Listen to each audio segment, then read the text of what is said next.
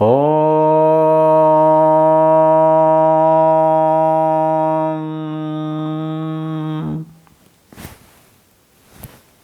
Namaste.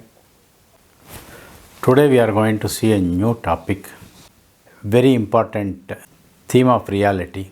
During the course of Mahabharata war, on the 17th day, Kunthi Putra Karna is killed.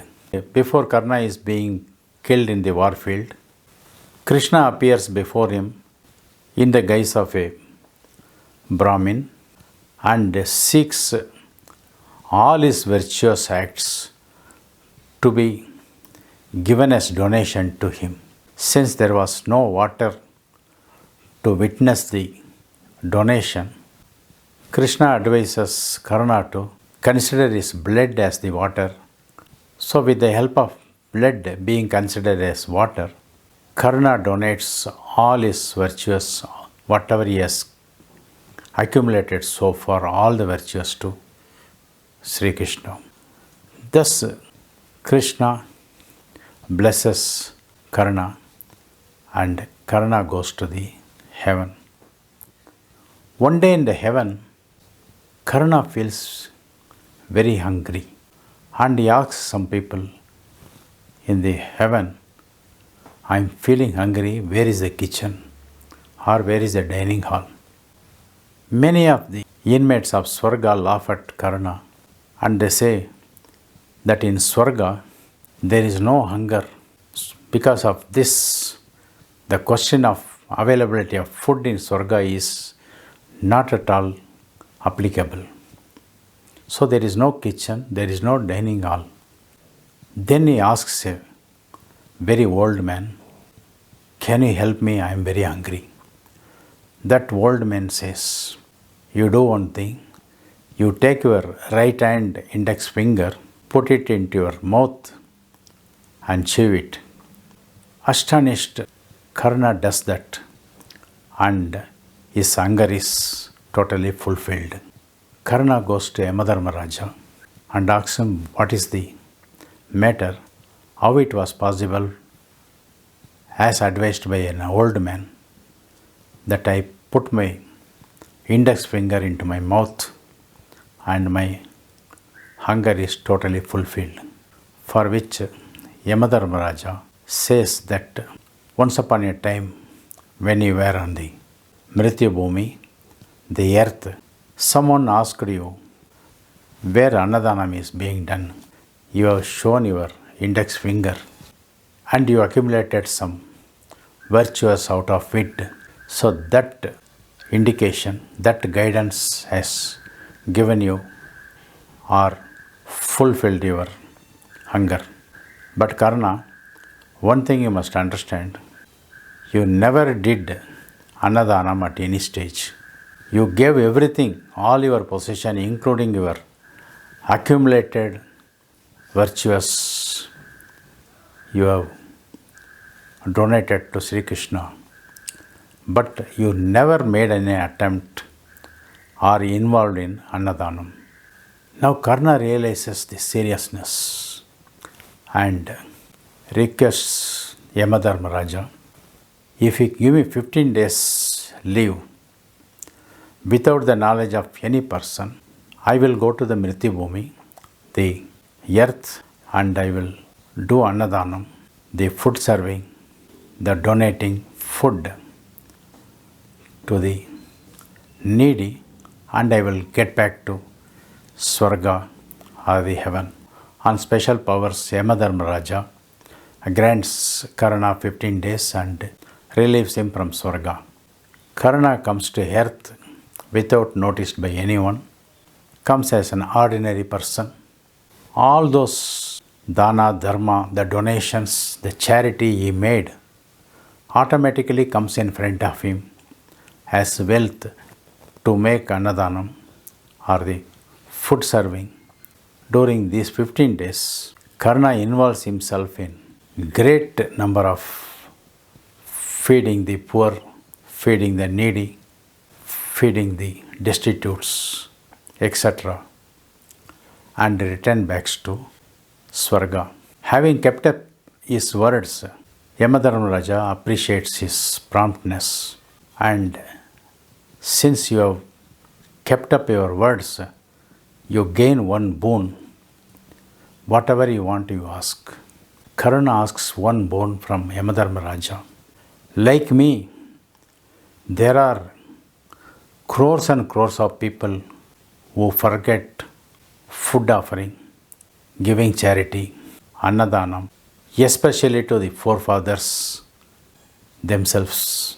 So I want every individual to remember their forefathers, their lineage, and at least offer during that time to the cause of poor feeding and give charity. For this purpose, I would earnestly request you to set aside 15 days in a year so that during these 15 days, every individual involves themselves in charity, food feeding, taking care of the hunger of all those poor who cannot afford to have at least one square meal or one meal per day. Even after his death, he is more concerned about the individuals and all the members of the Mrityu Bhumi. Having impressed by the words of Karna, Yamadharmaraja grants such permission. The next 15 days in the Bhadrapada Masa, from the Purnima or the full moon day to the Mahalaya Amavasya day, has been allotted as Pitrupaksha by Yamadharmaraja on the request, on the pleading of Karna.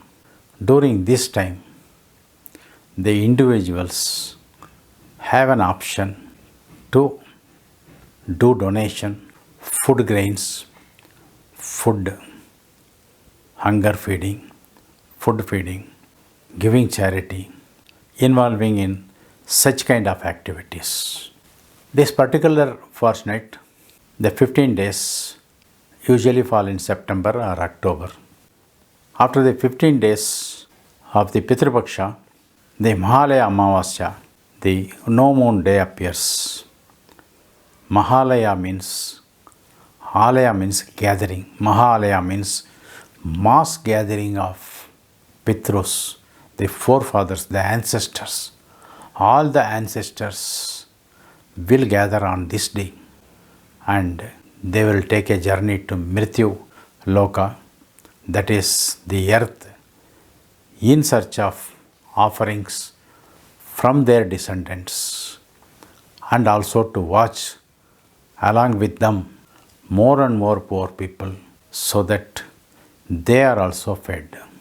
After having completed the poor feeding for the 15 days and involving in a ritual on the Mahalaya Amavasya, having paid our respects to our ancestors, to the downtrodden, to the poor, etc., the next day of the Mahalaya Amavasya is given to us as enjoyable day, as starting of Navaratri. The 9 days of Navaratri, then followed by Vijayadashami, which is a feast. Again, you can enjoy, show all your power of your wealth and enjoy to yourself. But the 15 days of the Pitrupaksha is dedicated for the poor feeding. Not only this, Karna also makes another fervent appeal, and he wants to educate each and every individual. So he asks Yamadharmaraja, what will be the outcome of feeding the poor? Because in karma theory, every act has got something to give back to us in multiples, whether good or bad. So, on the request of Karna, Yamadharmaraja codifies certain things. He gives a promise and he says Chitragupta will count these facts and add to the individual's account as follows. Once you involve in an annadanam, that is poor feeding, 3 of your generations below you will be taken care of by the divinity. If you take bath in sacred rivers, sacred ponds, or sacred waters, 3 generations will be protected. If we are able to give food to the person who is in hunger, 5 generations of our descendants will be protected from hunger. Similarly, if we are able to lit lamps in the temples, there will be light in 5 generations of our descendants. There will be no darkness in their homes. If we are able to save a cow, then for 14 generations our descendants will be taken care of. If someone is not able to do the rites of their ancestors, if a person is helping for conduct of annual rituals, Shraddha, etc., 6 generations of our descendants will be protected from any kind of poverty. If there is a person who is orphan, the person is dead, the dead body has become unclaimed. If we are able to do Antima Kriya, the last rites, then 9 generations of our descendants will be protected from any such incidents as this person has suffered. If we are able to religiously conduct the annual ceremony Shraddha of our ancestors so long we are alive, then for 21 generations our descendants will be safe in all aspects of their life and prosperity, peace, etc. If we are able to help any temple for its rejuvenation, reconstruction, etc., in such a case, 7 generations of our descendants will be away from any kind of troubles or poverty. They will have plenty of wealth to do good deeds also. Similarly, if you are able to give help or if you are able to conduct a marriage of a poor girl, then 5 generations the virtuous act will protect our descendants. Whenever we do good deeds, as per the karma theory, definitely the virtuous act is multiplied and the results are added to our account. And even if we are not enjoying it, our descendants will enjoy. In the same way, whatever negligence we do, whatever ill acts we do, all those are also counted and we may suffer in the form of unknown sufferings.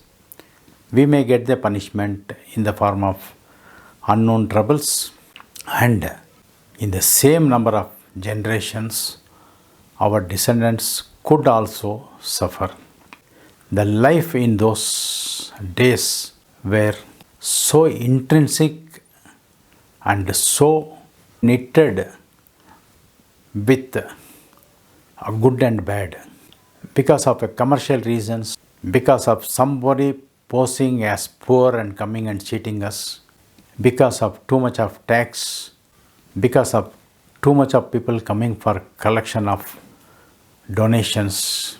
Many such acts are discouraged to ourselves.